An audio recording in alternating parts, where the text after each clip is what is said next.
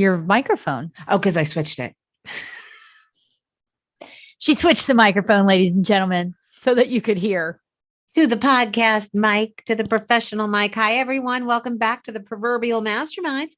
I'm Dr. Sherry, and this is the lovely Erin Harrigan. Hey, friends. Happy mid-June. Mid-June. I think you have a fixation with the calendar. Mid-June. You know what I love that about you, though? I love that you keep things in sight, because I am so willy-nilly that I don't. So here's what's funny is that this goes right to wisdom, right? So I raised my girls, they're 25 and 22, with a calendar, like the same. I look up here because that's my 3-month dry erase calendar. But I also have my Google calendar, and I also have this, right? A lot of calendars. But the Franklin Covey is more like, what am I doing every day? But I always look up here, and I raised my girls this way. So the other day, my daughter's boyfriend posted a story on Instagram, and it was a picture of calendars. And he was like, I think I need to start putting stuff on my calendar. And so I messaged him and I said, welcome to adulting. And he said, he's 26. He will be 26 next week. And he said, I don't know how people wing it. And I was like, it makes you appreciate Haley's planner side, doesn't it? Because yeah, you know, I do think about, though, that fortifying my mind. So this is a bad turn of phrase, but I'm going to say it. I pride myself on a couple of things. One, I'm a super quick processor when it comes to thinking, right? On my feet or whatever. And two, my memory is like a steel trap. That's good. Well, yes, and it's not always going to be that way. Yes, I know. So I do use a calendar, but not like you do. Well, and I have to use a calendar because when I was, had kids at home and they were going different directions and all of that. But now for a while, it seemed like we used to have 4 colors: Brian, me, Haley, Cameron, right? Well, now really it's 2 colors because my kids don't live at home. Right. But then I realized, I'm looking at the calendar and seeing what's happening. I have to have that. I cannot operate without that. Yeah. And that gives me freedom, because you would think, oh, but you never let loose. Oh, no. I know exactly where to schedule the letting loose. I let loose. Well, actually, yeah. So that is true. There is I use my Google calendar, and every time I schedule a call or whatever, I put it in there. And then I think that's great, because then it frees your mind to not have to think about it. And then that's thriving. That is thriving. It opens your mind. Yep. To not have to be anxious over. That's right. The calendar. That's God's wisdom. We don't have to anxious toil. We can just be free. Yes. And free so this week, I want any old time. So here we are, chapter 21. Yes. So we're in chapter 21 of Proverbs. If you are new to the show, welcome to our banter. We read a verse of Proverbs a day, and we've been doing this since November of 2020. Yes, it has taken us that long to get to Proverbs 21. And so every Friday, 2 p.m. Eastern Standard Time, we come on here live at the Proverbial Masterminds. Please click that bell and subscribe to our channel so you don't miss a single show. Yes. Every Friday at 2 p.m., we come and we talk about the verses that we've read for the last 7 days. Today is no exception. And today we're in Proverbs 21, verses 6 through 12. 6 through 12. All right. Do you want to read? Because sure. I read this in the New King James, and then I had to go somewhere else because I love my New King James. It's the Bible that my mentor, the Velvet Hammer, gave me when I gave my life to Christ in 2014. And sometimes I'm like, what? Yeah. No. Yeah. So I'm reading in the NLT, New Living Translation. Yes. Okay. Wealth created by a lying tongue is a vanishing mist and a deadly trap. The violence of the wicked sweeps them away because they refuse to do what is just. The guilty walk a crooked path, the innocent travel a straight road. It's better to live alone in the corner of an attic than with a quarrelsome wife or husband in a lovely home. Evil people desire evil. Their neighbors get no mercy from them. If you punish a mocker, the simple-minded become wise. If you instruct the wise, they will be all the wiser. The righteous one knows what is going on in the homes of the wicked. He will bring disaster upon them. Dun, dun, dun. I know. Okay. There's a lot of strong language in this passage. Like a lot of like, man, yeah. Like Yeah. strong and permanent. Yes. Like vanishing mist, sweeping away, Sweeping away. Yeah. no mercy. I mean, Right. there's a lot of like finality here. Where do you want to start? Yeah. And I think, that goes to, well, I just was going to comment on that piece about the finality is that driving home the point that, in everyday life, as Christians, we know that we have eternal life, but we're also not every day like, whew, well, I'm glad I'm not that wicked person because they're going to be swept away. Right. Like we just don't talk about that. But I think it's important to see the finality in some of these things because there is finality. there is. Yes. There is finality in eternity. At some point Yes. there is no changing your mind. Oh, yeah. That's heavy. It is. It's very heavy. Sherry and I were talking earlier about a situation that I had this week and sort of equating it to a situation that each of my daughters have gone through in recent months and thinking about the fact that when you have the Lord's wisdom and you're walking with him and he's with you, that you're in his grip, that if you don't have him, which my daughters don't, right? Because they're not believers, or at least one of them is definitely not a believer. Even in the conversations, right? I'm so glad that we don't have to face that finality. Yes. Yeah. So go ahead and start at 6. Yeah, sure. So wealth created by a lying tongue is a vanishing mist and a deadly trap. I will say this is personal to me this week because it is really, really easy to, there's another verse that says, never tire of doing what is right. Where is that? Mm-hmm. Can you look that up while I finish this? I will. So please, thank you. Sometimes I'm like, God, I am doing every single thing you've asked me to do. I am doing all of the things. I am believing in you. And yet, I look around at other people who aren't doing what you want them to do, who are far from you.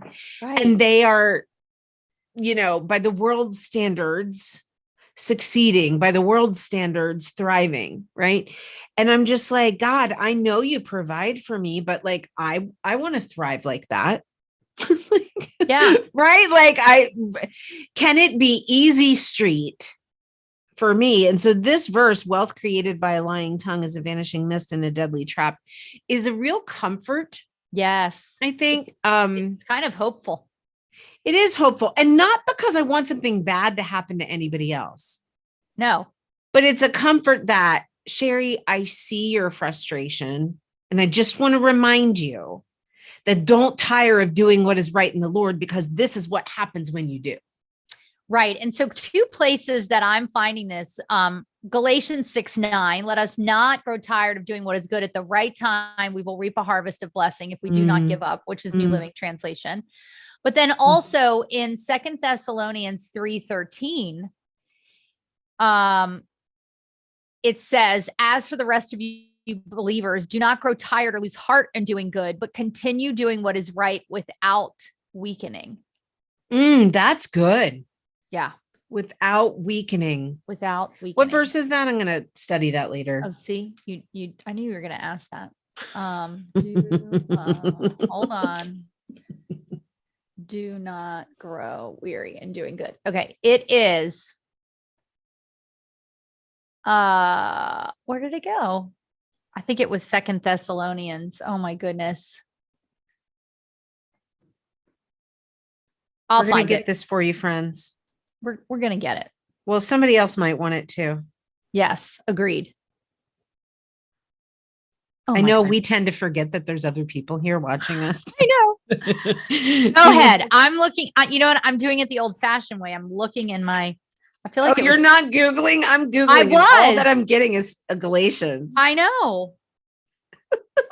I know. Do not weaken, maybe. Do not weaken. Do not stop being good. No, I don't know. Oh, here it is. Here it is. Here it is. 2 Thessalonians 3:13. Thank you. Do not grow weary in doing good. Well, and there's so many other places, right? Oh, yeah. Those who wait on the Lord will That's renew right. their strength, right? That's So right. let this be an encouragement to you today. If you feel like, God, I'm doing all of the right things, don't be tempted to take a shortcut. Don't be tempted to do the wrong thing just because that's going to get you what you think you need right now, what you think you need being the operative phrase, because the truth is God has given us all of the things that we need, equipped us today with what we need to do what he has. 100%. That's right. That's right. So yeah, a lot of this is about the finality of the wicked. And I think the difference is that for the believer, our finality, this is going to be philosophically infused. So the finality of the wicked is right now, literally. Ooh, yeah. So it makes sense that they do whatever they need to do to satisfy right now. Yes. The finality of the believer is eternity with God. That's right. So it makes sense that what we do right now aligns with that finality and not this finality. Yes. That's a good word. That is a good word. That is a mic drop. And then continuing that, like into 7, in the Passion Translation, violent rebels don't have a chance, for their rejection of truth and their love of evil drag them deeper. So I am not a big fan of the movie Ghost. I know it was like really popular. If you're too young to remember the movie Ghost, sorry. It was like the 90s, right? Was it the 90s? I don't know. It was probably early. There's this scene where, I'm just going to give it away. Patrick Swayze's friend actually murders him. And then towards the end of the movie, like the evil spirits come out and take his friend, and it's physically pulling him into the darkness. And so again, that finality. Yeah. Like deeper and deeper into the darkness. Ooh, yeah. I don't remember that. Yeah. It just gave me chills. Okay. Yeah. So what are we on? Number 8? So we're in 8. Okay. The guilty walk a crooked path. The innocent travel a straight road. I mean, it's not rocket science. Well, kind of true. It is true, but here's the difference: that the crooked path looks right to the one who is not pursuing. It looks straight to the one who is not pursuing God's wisdom. Right. Because it's like the eyes through which you're seeing. Mm-hmm. Yes. Mm-hmm. That's a good way to put that. So this made me crack up at 9. That it's this in the Passion Translation, it says, it's better to live alone in a rickety shack than to share a castle with a crabby spouse. So my younger daughter just graduated college. She had a bit of a falling out with her college roommate, who is her bestie. It involved the boyfriend of her college roommate. What's fascinating is, in the end, the decision that they sort of made mutually was that Cam was going to live by. Cam's like, I'm done. I'm living by myself. And what you have to know about my daughter is that she never liked sleepovers. She would be the one that would have somebody sleep over. And then at like 9:00 at night, she would come find me and say, can they go home? That's really funny. Because I need my space. Right. And so this cracks me up, because it's like she would rather live by herself, even though there is a part of her that's like, but I want to be with my friends. I want to be with my other friends, and etc. But she's like, then she starts to weigh the costs, like no dirty dishes in the sink, and people clean up after themselves, because the people is only one person, right? Yeah. So, I mean, it's true. It's like making a decision to be around certain people or be with certain people. You have to be careful. Well, there's a pursuing of peace that we desire. Yes. We desire peace in our lives, and we can have peace in our lives, but you can't have peace and Mm-mm. sometimes, right? Like you have to like say, can I have Yes. peace with this? Or Right. like she did, count the cost. Yeah, absolutely. Absolutely. Okay. 10. What you got? 10, evil people desire evil. Well, Yeah. makes sense. Their neighbors get no mercy from them. I thought about this. No mercy. Mm, Like no relenting, no mercy, like can't cry uncle. Like they just keep going. right. So my new neighbors here, they tell me all the time how grateful they are for me. They're so grateful to have me as a neighbor. So Love apparently that. it's like it's lovely, right? Yes. Especially because my dogs, my Luca especially, can be a nut if there's like something wild in the backyard, and she can just go crazy at 11 o'clock at night or 12 o'clock at night. So, but the neighbors that lived here before, I'm not saying they were evil people and nobody even knows where I'm talking about, but like, for example, she said, it was like 1 o'clock in the morning and I heard this noise and I looked outside and I see that my neighbor is playing basketball, bouncing the ball up and down at 1 o'clock in the morning, which the one on one side, I don't have a close neighbor, but the other side, they're pretty close. So you could hear if you were bouncing a basketball in the Sure. asphalt. Yeah. Right. She said another day that he had a fire, and I like to do fire pits every night, but she said he had a fire and he was burning all kinds of things from diapers to whatever. And it was like wafting into her house. And she said, I just couldn't get a break. And then the other one, she said that, so many stories, but I'll just name 3. And so then the other one, she said they had a little boy and they used to let him run around. And I came outside one day to sit on my deck and there's this little boy running around naked in the backyard. And he goes number 2 at the base of the tree. And she was just like, it was just nonstop. Right. No mercy. No mercy. Yeah. So that's an example. Ooh, that's good. That's a good example. I love that. And in the Passion, by the way, it says they show no mercy and get no mercy. Ooh. Yikes. Yeah. Yeah. So we know this one in 11 in the Passion Translation, senseless people learn their lessons the hard way. Yes, they do. And sometimes we are senseless. I mean, let's just face it, right? But the wise are teachable. And I think it's important to remember that we all have moments that we're senseless, right? Like we don't come to you perfect. Well, and this, I like, this in terms of the kind of growth minded concept of approaching everything with curiosity. When you are wise, you seek to become wiser. That's true. Yeah. And so the idea is to approach everything as if there's something new for you to learn. Yeah. Yeah. Right. And this is something important. I have to remind myself of this when I'm like, oh yeah, I know that. Say, wait a second. Don't say, oh yeah, I know. I had a friend once, she said, just take that completely out of your vocabulary. Oh yeah, I know. Yeah. Don't say that. Say, isn't that interesting? Or something like that, to be curious. Right. Yeah. So that's just, yeah. And that's the point too, spiritually, I think. A lot of times we can become so spiritually dogmatic that we say, yeah, I know that already. And what we know about God's word is because it's alive, it's ever changing in terms, not ever changing in terms of its message, ever changing in terms of its impact in our life in the way that we need it in the time, right? In that moment. So if we always know what something says, then we're not open, we're not curious to the new thing that God wants to teach us. That's right. That's right. Oh, that's good. And the thing that like we learn, but then he takes us deeper. Yeah. And then he takes us deeper, right? Like at that point that you're crying out like, Lord, I've walked this, I learned this lesson. And he's like, there's a new layer. Right. Yes. Yes. Okay. 12. And then 12, the righteous one knows what is going on in the homes of the wicked. He will bring disaster on them. I think this goes back to what we talked about at the very start at verse 6.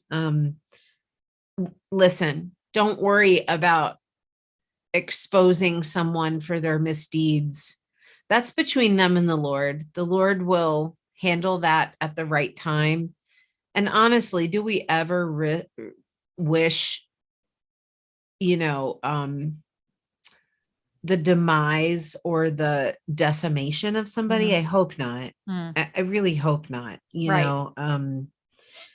but this verse just confirms that we don't have to worry about that. We don't have to worry about somebody being found out or somebody getting what's theirs, a popular phrase. I watch a lot of true crime. And a lot of times when they interview people, they're like, oh, they got what they deserve. And I'm thinking, ugh. You don't want what you deserve. Right. Right. I mean, that's the point of mercy. That's right. Like, good Lord in heaven, if we got what we deserved, Right. So the next time, you're thinking about, and listen, Aaron and I know what it's like to be hurt, to be betrayed, to be angered, to be forgotten, to be abandoned. We know all of these things. Yes. And we're intimately familiar with the feelings that come up in response to those people, like, right? Like that rise up in us. Right. And so this is reminding all of us that God knows what's going on in the home of the wicked. Let him deal with them. Because listen, the truth is, when you come face to face with the Lord, he's not going to ask you what they did. He's going to ask you about you. Such a good reminder, right? Because I think sometimes we forget that. And if we could keep that in mind, not to be in fear of the Lord. No. But that the relationship is just between person and God. Right. And when he asks me, you're right. He's not going to ask us what others did. Like my mom believed in Jesus. No. What about you, Sherry? Right. Yeah. So good. So good.